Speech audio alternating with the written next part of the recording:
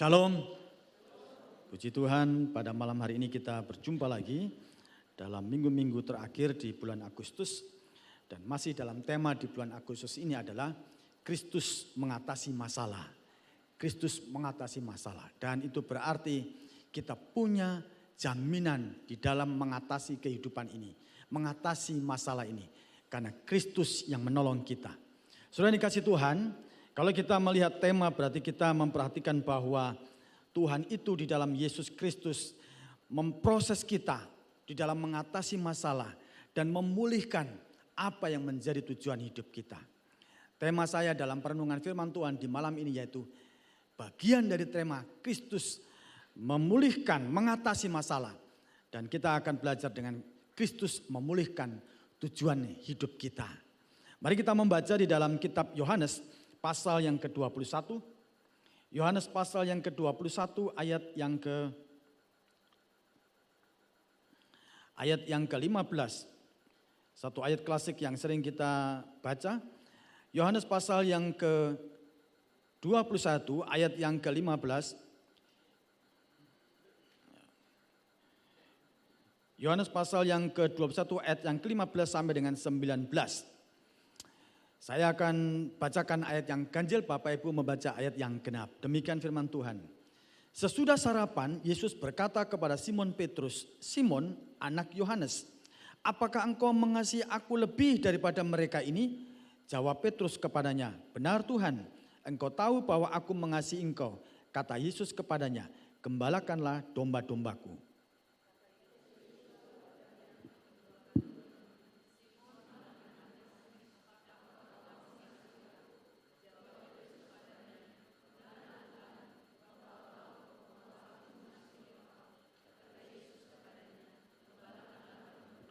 Kata Yesus kepadanya untuk ketiga kalinya, "Simon, anak Yohanes, apakah engkau mengasihi aku?"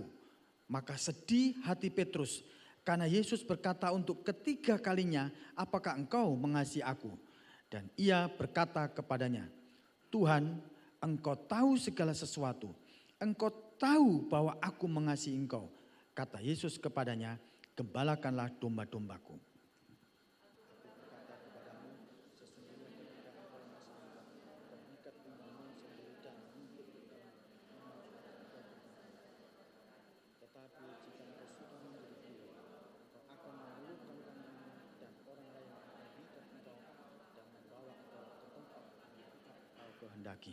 Dan hal ini dikatakannya untuk menyatakan bagaimana Petrus akan mati dan memuliakan Allah.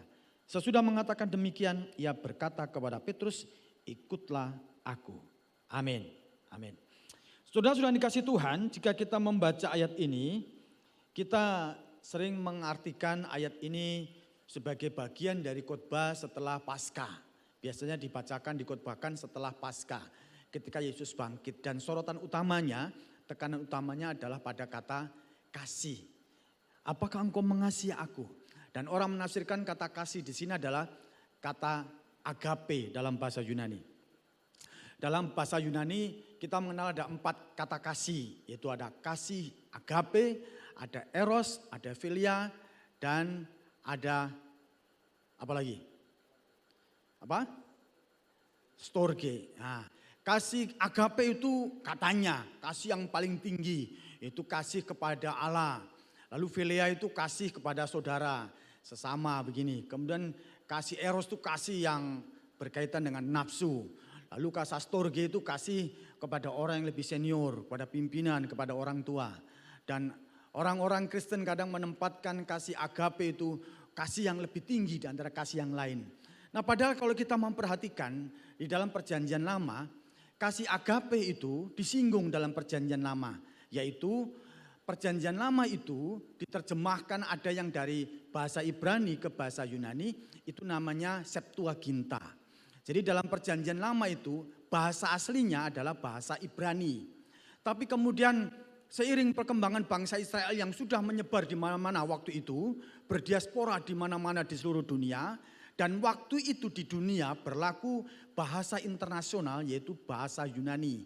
Maka mau tidak mau supaya firman Tuhan tersebar di mana-mana, maka seorang raja di Mesir meminta orang Yahudi, meminta orang Israel yang pinter bahasa Yunani, kan dia bahasa aslinya Ibrani, untuk menerjemahkan naskah itu, perjanjian lama itu ke dalam bahasa Yunani. Maka disebutlah Septuaginta. Septuaginta itu artinya 70 sarjana yang menerjemahkan perjanjian lama itu dalam bahasa Ibrani itu ke dalam bahasa Yunani. Nah, agape itu adalah bahasa Yunani. Dan di dalam perjanjian lama itu kata agape itu digunakan untuk berkomunikasi dengan sesama umat Israel. Unik. Sementara orang Kristen di zaman sekarang menafsirkan kasih agape itu kasih kepada Tuhan Allah. Padahal di dalam perjanjian lama kata agape itu digunakan untuk komunikasi sesama orang Israel, sesama umat. Lalu bagaimana pengertian kasih agape itu? Berarti kata itu tidak harus dikategorikan dalam tingkatan tertentu. Kalau kita baca di dalam Yohanes pasal 21 ini, kata agape dikatakan di situ dalam bahasa Yunaninya, yaitu apakah engkau mengasihi aku? Kata mengasihi itu digunakan kata agape. Lalu kemudian dijawab oleh Petrus, aku mengasihi engkau. Kata kasih itu dipakai kata philea. Jadi Yesus bertanya, Petrus apakah engkau agape terhadap aku? Petrus menjawab, aku philea. Itu bukan berarti ada kesalahan pada diri Petrus. Tapi itu berarti sebenarnya itu bahasa, itu gaya bahasa berkomunikasi. Antara agape dengan philea itu sederajat, itu setara dalam mengemukakan pendapat. Nah, ini kesalahan yang kadang-kadang muncul sehingga kita menafsirkan agape itu lebih tinggi. Saudara, itu penggunaan bahasa. Nah, saudara, ini sedikit pelajaran karena besok akan ujian kuis. Jadi paling tidak saudara paham itu. Ya. Saudara, ini sedikit pengetahuan saja bahwa di dalam bacaan kita, tes kita kali ini, ada persoalan yang muncul dari murid Tuhan Yesus yang bernama Petrus. Setelah Yesus bangkit, dia mengalami suatu degradasi iman. Dia mengalami penurunan iman kepada Tuhan. Bahkan dia susah untuk menentukan jalan keluar hidupnya. Ketika Yesus mati dan dia mengatakan sudah harapanku pupus. Tidak ada semangat lagi untuk mengikut Tuhan. Bahkan kalau kita kontekskan dengan tema kali ini, Kristus itu mengatasi masalah, yaitu mengatasi problem, masalah dari Petrus. Bagaimana dia bisa mengatasi masalahnya, sampai pada akhirnya dia mencari ikan lagi. Akhirnya dia pergi ke Talise untuk cari ikan atau apa. Yang dia sudah tidak lagi konsen dengan panggilannya kepada Tuhan.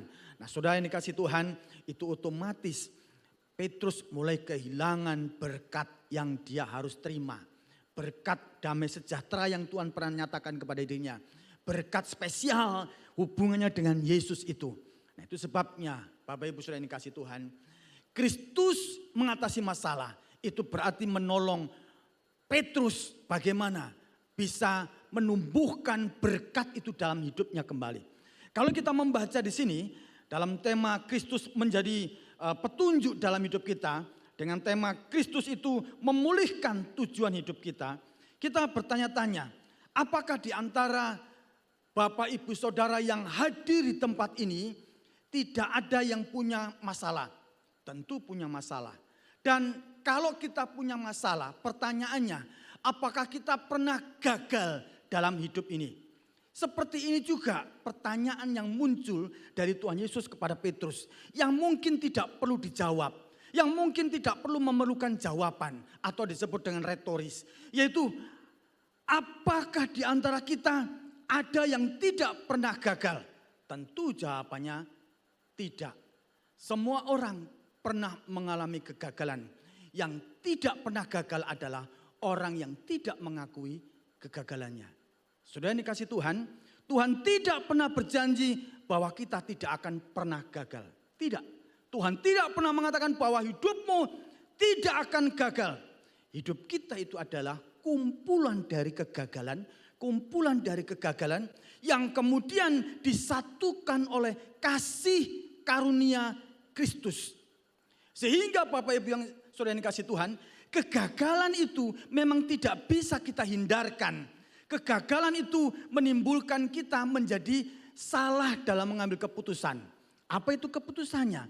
Yaitu kita menjadi orang yang putus asa. Kita menjadi orang yang ragu-ragu. Kita menjadi orang yang pesimis. Saya mau katakan bahwa kegagalan dalam hidup itu jalan keluarnya bukan putus asa. Atau kegagalan putus asa itu bukan pilihan orang percaya.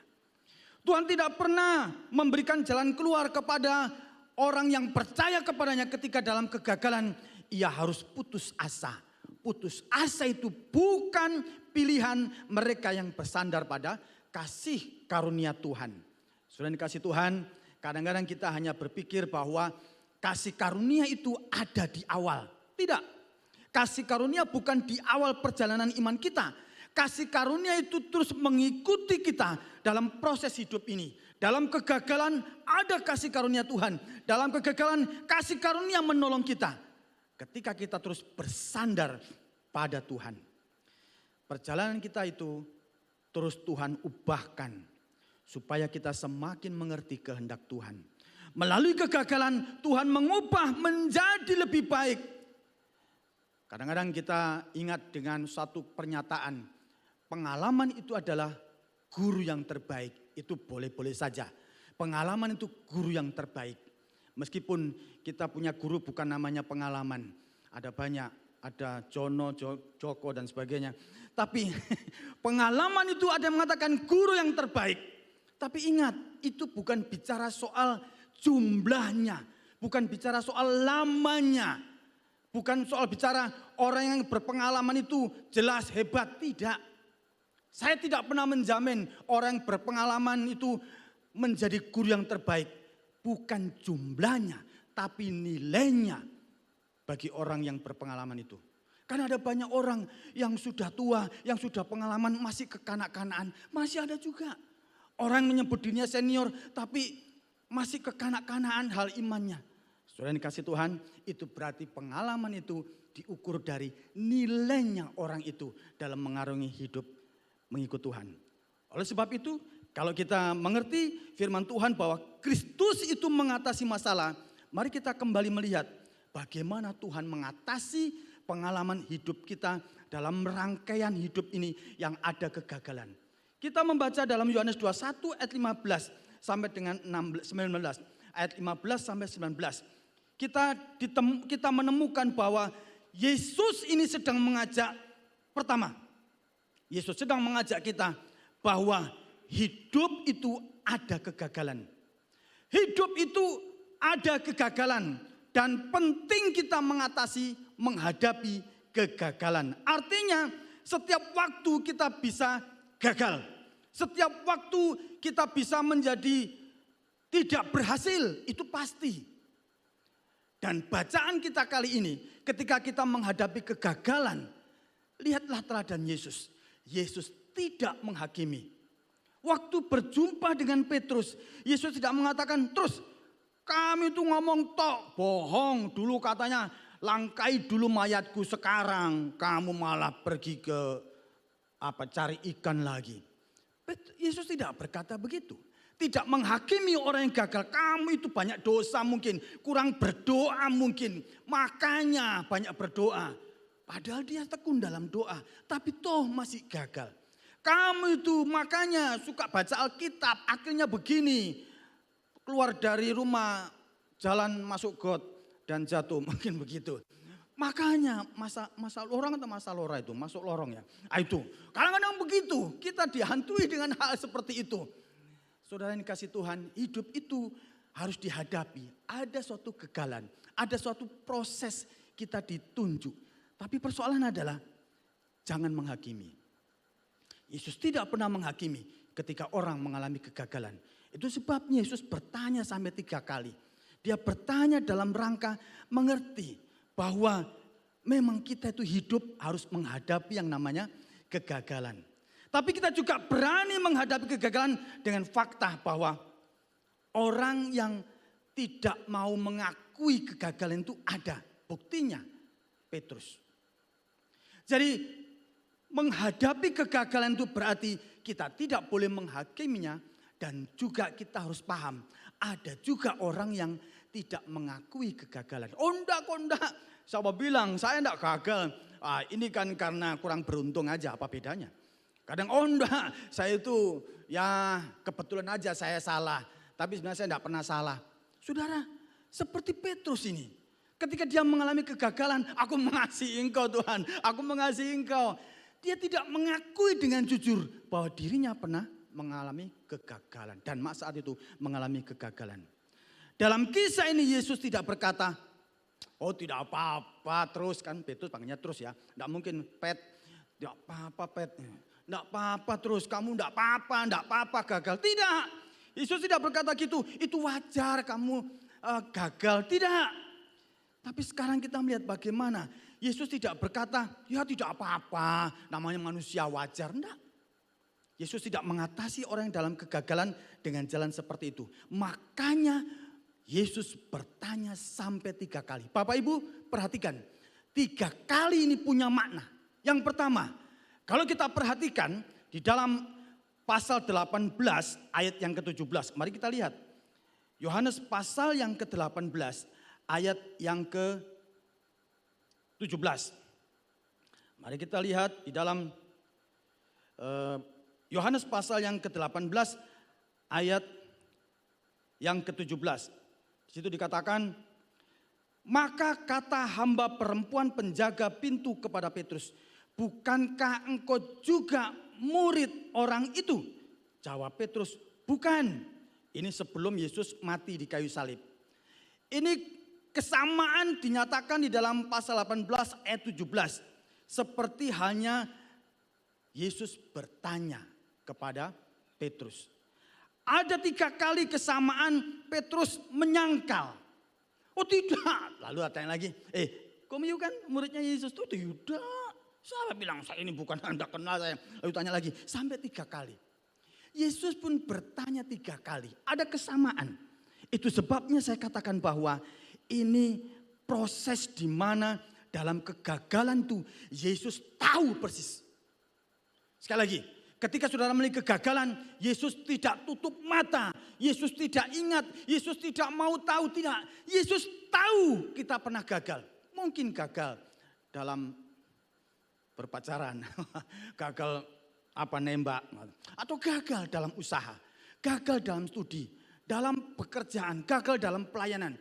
Yesus tahu, itu sebabnya 3 kali pertanyaan itu persis dengan pertanyaan Yesus. Bukan hanya itu, Yesus tahu itu dikatakan di dalam pasal yang ke-18. Ada persis juga pasal 18 tadi ayat yang ke-18. Sementara itu hamba-hamba dan penjaga-penjaga bait Allah telah memasang apa? Memasang api arang. Sebab hawa dingin waktu itu dan mereka berdiam di situ. Juga Petrus berdiam bersama-sama dengan mereka. Bapak Ibu tahu berdiam?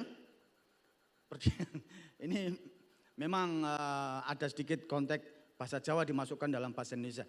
Jadi itu seperti api unggun, lalu dia gini loh, apa ini berdiam itu begini. Di depan ini, di depan panasnya api itu berdiam ya. Jadi sambil jaket gitu, itu di depan api unggun. Jadi ini pun sama, kalau kita baca dalam pasal 21 tadi, ini pun juga konteksnya Yesus di depan kayu yang dibakar. Persis. Jadi tempatnya pun persis, kejadiannya ini persis juga. Dan itu terjadi sebelum Yesus disalibkan juga begitu, di depan api arang. Coba kita lihat pasal 21 ayat 9, yang kita baca tadi. Pasal 21 ayat yang ke-9 dikatakan, ketika mereka tiba di darat, mereka melihat api arang dan di atasnya ikan dan roti. Jadi jangan tanya ada lampah, enggak ada di situ. Ikan dan roti yang ada. Saudara, ini peristiwa persis sebelum Yesus disalibkan. Jadi ada dekat api arang. Yesus tahu persis. Bukan hanya itu, tapi yang ketiga yaitu ada kesamaan waktu. Mari kita lihat ayat 21 tadi, pada ayat yang keempat dikatakan, ketika hari mulai siang, Yesus berdiri di pantai, akan tetapi murid-murid itu tidak tahu bahwa itu adalah Yesus. Hari mulai siang. Tapi perhatikan pasal 18 ayat pasal 18 ayat yang ke-28 dikatakan bagaimana? Ayat 28 pasal 18 ayat 28. Demikian firman Tuhan. Maka mereka membawa Yesus dari Kayafas ke gedung pengadilan. Ketika itu apa? Hari masih pagi. Mereka sendiri tidak masuk ke gedung pengadilan itu supaya jangan menajiskan diri sebab mereka hendak makan Paskah. Jadi Yesus dihadapkan di Kayafas, dari Kayafas ke gedung pengadilan.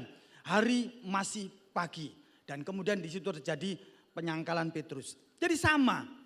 Terjadi penyangkalan Yesus di hari menjelang pagi. Kalau dalam Yohanes 21 ayat berapa tadi itu menjelang siang itu sama. Jadi kadang kita kan menafsirkan, bangun so siang, padahal masih 5:30.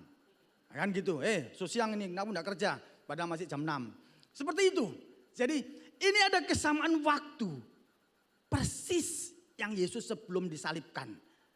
Yesus tahu semua. Bapak Ibu mau ke sini, Yesus tahu. Bapak Ibu lihat saya, juga tahu apalagi. Saya juga lihat Bapak Ibu tahu. Yesus tahu apa yang ada di tempat ini. Dia hadir dalam tempat ini.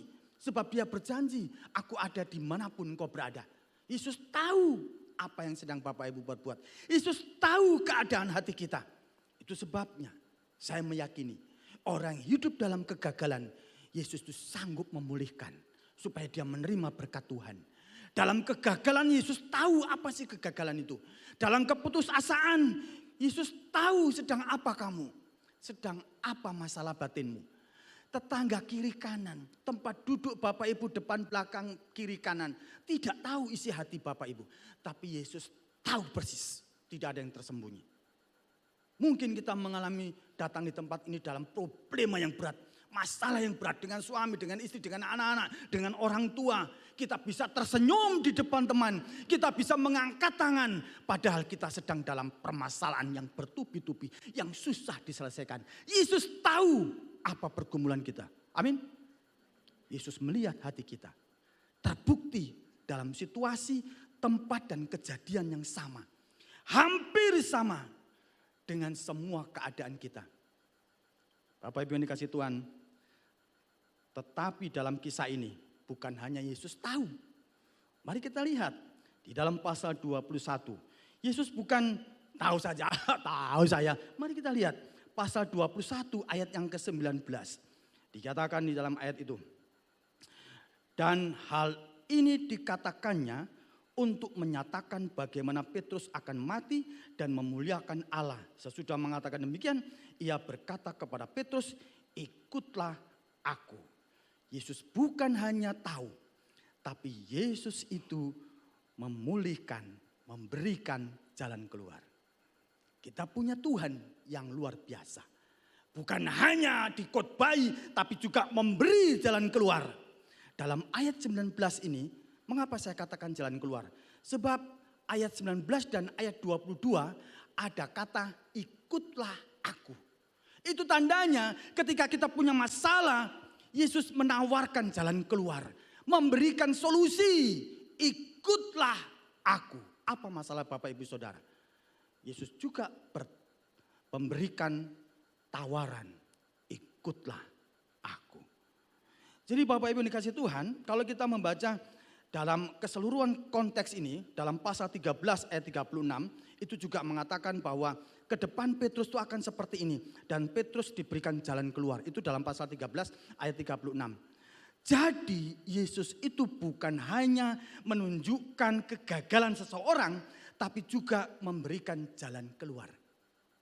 Yesus bukan hanya bisa mengkhotbahi, tapi ada jalan keluar. Saudara, ini yang kita unggulkan dalam diri pribadi Yesus yang layak kita puji-puji. Ikutlah aku.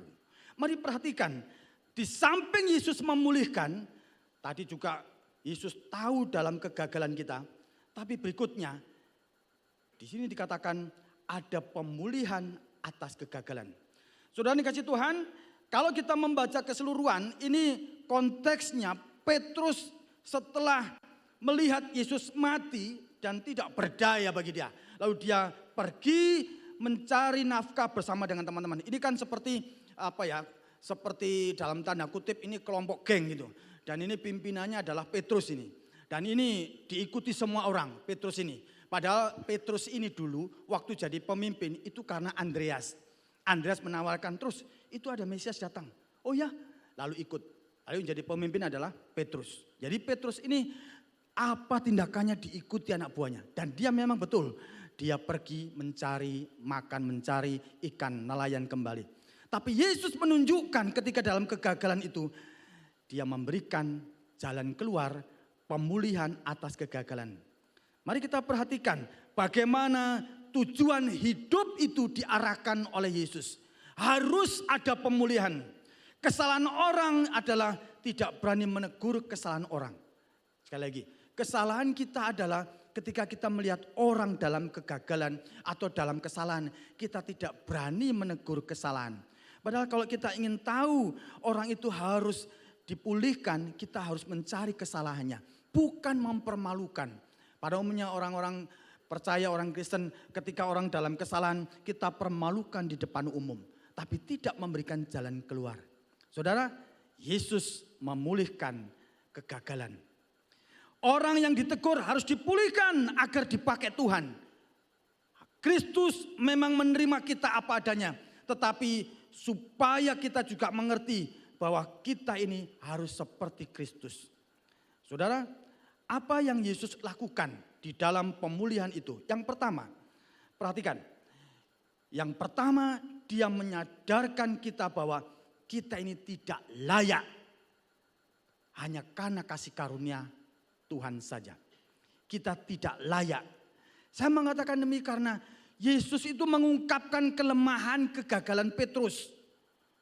Bukan mempermalukan Petrus. Dia menunjukkan kegagalan sampai 3 kali. Ini yang harus kita sadari. Bahwa orang itu punya kelemahan dan sadar bahwa kita tidak layak. Hanya kasih karunia saja. Yesus memulihkan di tempat banyak orang, bukan mempermalukan di tempat banyak orang. Itu Yesus memulihkan orang dalam kegagalan. Jangan malu mengakui kegagalan. Jangan malu mengakui ketika kita dalam persoalan. Karena Yesus itu menyadarkan kita bahwa kita ini hanya karena kasih karunia saja kita bisa ada. Berjalan dalam kasih karunia menguatkan kita. Siapa kita di hadapan Tuhan. Dan itu memulihkan kita dalam menghadapi kegagalan. Sudah dikasih Tuhan, bukan hanya menyadarkan kita bahwa kita tidak layak. Dalam kisah itu Yesus mengasihi. Dan dia menyatakan supaya Petrus itu juga mengasihi. Petrus kalau kita memperhatikan latar belakangnya, dia orang pemberani. Orang yang berani menyatakan, siapa yang melawan Yesus, hadapi dulu saya. Ini Petrus. Orangnya pemberani. Tapi perhatikan, dalam kegagalan itu, keberanian Petrus ditantang. Sampai kemudian dia menangis di depan Yesus. Dulunya sebelum Yesus mati, ada yang mau menangkap Yesus, dia potong telinganya. Itu keberanian Petrus. Dan itu namanya Malkus yang dipotong. Kemudian Yesus menempelkan kembali. Saudara, pada saat Yesus ditangkap, murid-muridnya banyak lari tunggang langgang, termasuk Petrus. Tetapi saat ini Petrus pun ditantang, apakah engkau tetap mengasihi aku? Saudara, Petrus itu punya jiwa kepemimpinan yang hebat. Sampai nanti pada kisah gereja atau sejarah gereja, nanti Petrus itu waktu di Roma, terjadi penangkapan orang-orang Kristen, pembunuhan orang-orang Kristen oleh Kaisar Romawi, Petrus lari. Di tengah perjalanan ini sejarah gereja mencatat, diingatkan lagi oleh malaikat. Apakah engkau mau menyalibkan Yesus kembali? Kemudian Petrus balik pulang ke Roma dan kemudian dia menyerahkan diri. Dan dia berkata, saliblah saya. Dengan posisi terbalik. Artinya aku tidak layak mati seperti Tuhanku. Yang posisinya seperti wajarnya. Tapi ini posisinya dibalik. Kepala di bawah, kaki di atas. Saudara, Ini jiwa kepemimpinan Petrus setelah ditantang, apakah engkau mengasihi aku? Inilah kekuatan kasih yang dimiliki oleh Petrus kepada Allah. Ini tantangan untuk mengasihi dalam kegagalan. Kita pernah mengalami kegagalan, tapi ingatlah bahwa kita memang tidak layak. Kita hanya kasih karunia, tapi pada saat kegagalan kita pun ditantang untuk terus mengasihi Tuhan. Itu cara Tuhan memulihkan kita supaya kita semakin berkenan kepadanya. Itu cara Tuhan supaya Tuhan membukakan berkat-Nya kembali. Itu yang kedua, bahwa kita tidak layak dan kita diharapkan mengasihi Tuhan terus. Dan yang ketiga, pelayanan itu ditujukan untuk kemuliaan Tuhan. Ada banyak orang yang melayani Tuhan tapi bukan untuk kemuliaan, tapi untuk kemuliaan diri sendiri. Bukan untuk kemuliaan Tuhan, tapi untuk kepentingan organisasi. Tapi Petrus ini ditantang, pelayanan ditujukan untuk kemuliaan Tuhan. Dari mana kita tahu? Kalau kita baca ayat 19a. Dan hal ini dikatakannya untuk menyatakan bagaimana Petrus akan mati dan memuliakan Allah. Bapak Ibu sudah dikasih Tuhan, mengatasi kegagalan bukan hanya mengakui bahwa kita ini tidak layak, bahwa kita harus mengasihi Tuhan, tapi juga sadar bahwa apa yang kita lakukan harus memuliakan Tuhan. 3 kali dalam pasal 21 ayat yang ke-15 19 tadi itu berkata supaya kehendak Tuhan yang terjadi. Kehendakmu, kehendak Tuhan itu yang mau dinyatakan. Artinya adalah ini mengingatkan kita pada saat Yesus ada di Taman Getsemani, dia ditantang untuk minum cawan itu. Yesus berkata, kehendakmu yang jadi. Ini mengingatkan lagi kepada Petrus, kalau mengikut aku, kehendak Tuhan saja yang terjadi, bukan kehendakmu. Karena ada banyak orang memaksakan diri. Kita punya program tidak terlaksana. Itu disalahkan sana, salahkan sini, salahkan orang lain. Lupa ada kehendak Tuhan dalam kegagalan itu, dalam persoalan itu. Apa maksud Tuhan itu? Supaya kita mengerti kehendak Tuhan. Berapa banyak orang mau melepaskan hartanya untuk pelayanan hanya karena perasaan yang tidak enak. Tidak, kita memberi untuk dukungan pelayanan ini supaya kehendak Tuhan yang terjadi. Mari kita melepaskan kehendak diri itu dan lakukan untuk kemuliaan Tuhan. Saudara yang dikasihi Tuhan, menyadari kegagalan hidup itu memang tidak mudah, tetapi harus dilakukan. 1, yaitu sadar bahwa kita ini tidak layak di hadapan Tuhan. 2, mari berilah terus Tuhan menyatakan kehendaknya kepada kita. Dan lakukanlah terus mengasihi Tuhan. Lakukan apa yang memuliakan Tuhan. Seorang pemuda dari Papua, dia mau mengajari jemaat yang ada di pedalaman Papua dengan doa Bapa kami. Orang-orang di situ susah untuk mengerti doa Bapa kami dalam bahasa Indonesia. Akhirnya pemuda misioner ini, penginjil ini masuk ke pedalaman mengajarkan doa Bapa kami kepada orang-orang di pedalaman Papua. Doanya demikian. Sapu pace di dalam surga, kopu nama kudus sampai, kopu kerajaan datang sudah. Kopu kehendak semua saja terjadi. Kasih tong makanan kah? Kasih maaf orang lain kah? Sungguh mati jangko bawa tong di setan-setan. Kau harus kasih jauh setan-setan tuh dari tong. Maksudnya dari torang ya. Karena tong tahu pace. Kotra kosong. Kau yang punya kerajaan, kuasa, kemuliaan dengan semua-semua. Pace kau saja, terada yang lain. Apele, kau pengaruh sekali. Amin. Itu doa Bapa kami. Saya mau ngulang susah. Memang nadanya sopu pace di dalam surga, kopu nama kudu sampai. Kopu raja dalam sudah. Begitu ya. Nadanya agak tinggi sedikit. Kopu kerajaan datang sudah, kopu kehendak semua saja terjadi. Ada sedikit nih. Kotang makanan kah? Kamu masih mau orang lain kah? Gitu ya. Sungguh mati jangan kau bawa tong setan-setan.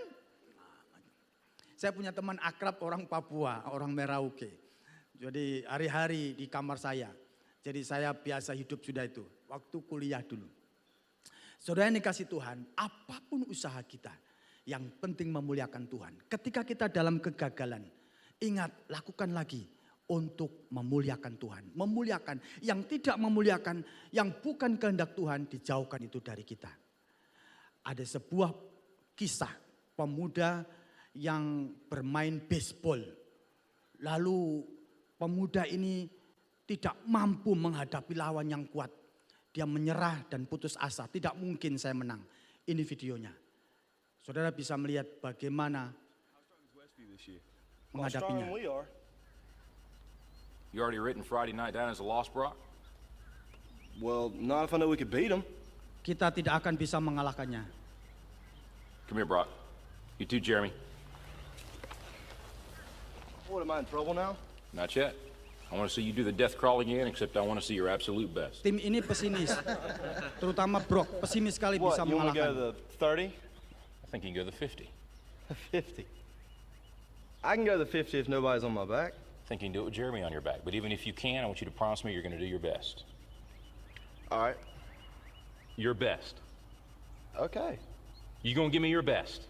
I'm going to give you my best. All right, one more thing. I want you to do it blindfolded. Why? Because I want you giving up at a certain point when you could go further. Get down. Jeremy, get on his back. Now get a good tight hold, Jeremy. All right, let's go, Brock. Keep your knees off the ground, just your hands and feet. There you go. A little bit left. A little bit left. I bet he does. There you go. Show me good effort. That way, Brock. You keep coming. There you go. It's a good start. A little bit left. A little bit left. There you go, Brock. Good strength.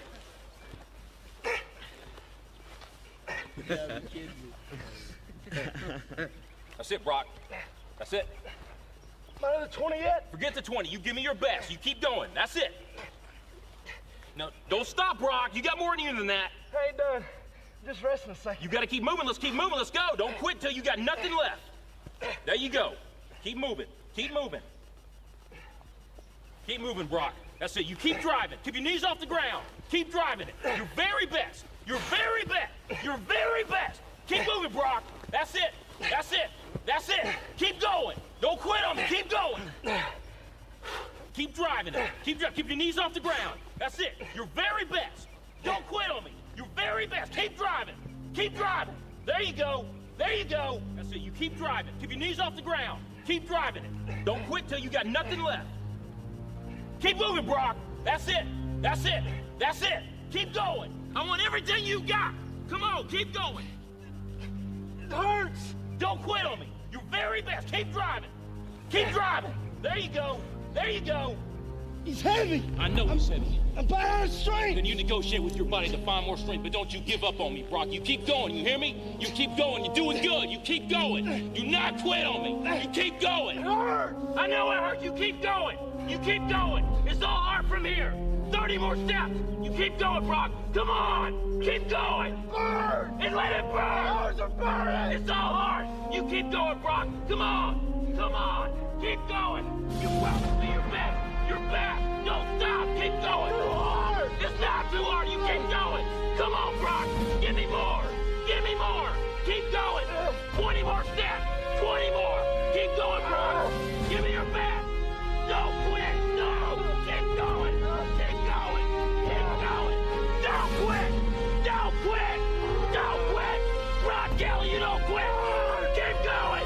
Keep going. Go, Brock Kelly. You don't quit on me. No, you keep going. You keep going. Go, Brock. 10 more steps. 10 more. 10 more. 10 more. Keep going. Don't quit. Give me yours. You can. You can. 5 more. 5 more. Come on, Brock. Come on. Don't quit. Don't quit. Come on, Brock. 2 more. 1 more. Let's go to the 50. I don't have any more.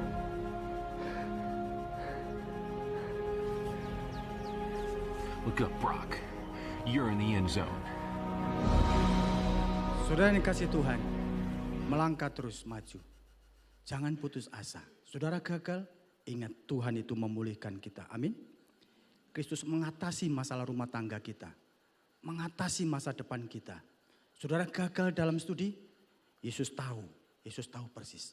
maju terus, jangan putus asa. Sampai Tuhan memanggil kita. Dia melihat kesetiaan kita di dalam mengatasi masalah. Dan itu tidak menjadi penghambat berkat Tuhan. Sebab kita menjalani dengan setia. Amin.